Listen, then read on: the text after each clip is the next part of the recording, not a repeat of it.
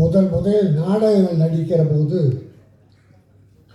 அவரை நான் நாடக நடிப்பை பார்த்து ரசித்தவர்.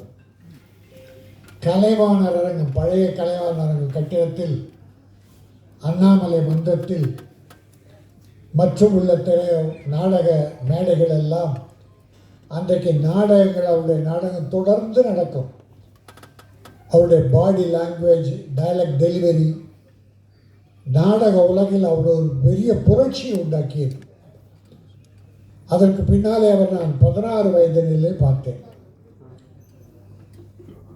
ஒரு அற்புதமான கற்பனையாளர், மக்களை மகிழ்விக்கின்ற ஒரு புண்ணியமான காரியத்தை செய்த ஒரு அற்புதமான மனிதர்.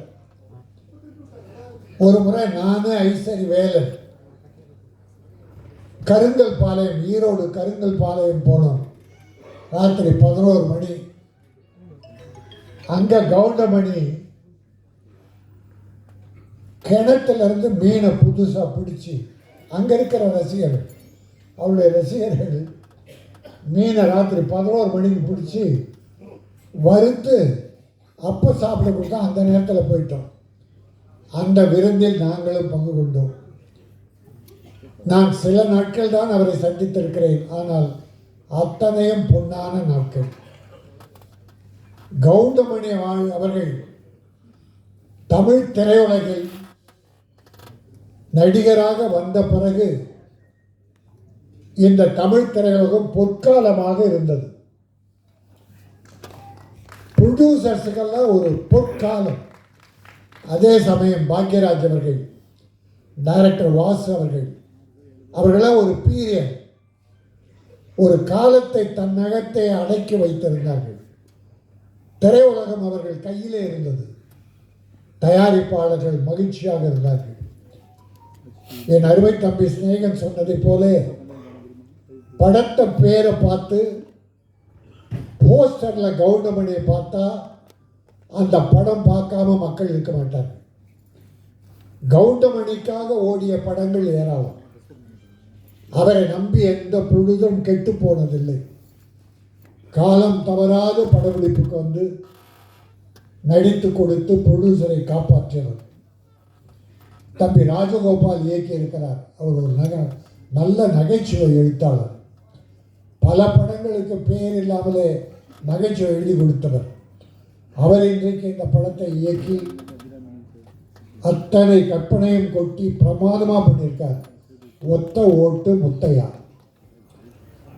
இந்த முத்தையா ஒத்த ஓட்டு வாங்குறானே இல்லையோ, ஒட்டுமொத்த தமிழர்களின் உள்ளத்தை கவருவான்.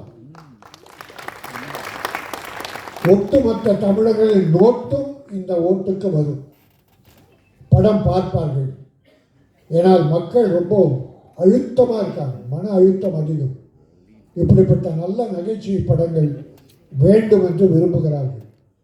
இப்போ பல படம் ஃபெயிலியர் ஆகுது, சில படம் வெற்றி பெறுது. அதில் பார்த்தீங்கன்னா புதுமை, பல பெரிய படங்கள் ஃபெயிலியர் ஆகி சின்ன படம் வெற்றி பெறும். சின்ன படம் ரப்பர் பந்துன்னு ஒரு பேர் சொன்னேன், டாடா, குட் நைட், நிறைய படங்கள். அப்போது நம்முடைய என்றைக்கும் evergreen comedy king of king நம்மளோட கவுண்டமணி படம் இன்றைக்கு மிகப்பெரிய வெற்றியை பெறும். ஒரு காலம் பூரா அவர் எல்லா வீட்டிலே இருந்தார். கொரோனா காலத்தில் மக்கள் வீட்டை விட்டு வெளியே போகாத போது அந்த டிவியை திறந்து வீடியோ போட்டு கவுண்டமணி படங்கள் தான் அந்த குடும்பத்தை எல்லாம் காப்பாற்றி மக்களை மகிழ்வித்தது. ஆக எல்லா காலம் அவர் வாழ்கிற காலம் வரை மக்களை மகிழ்த்து கொண்டிருப்பார். அவர் காலத்திற்கு பிறகும் இந்த சினிமா உலகிலே அவர் செய்த சாதனைகள் நிலைத்திருக்கும்.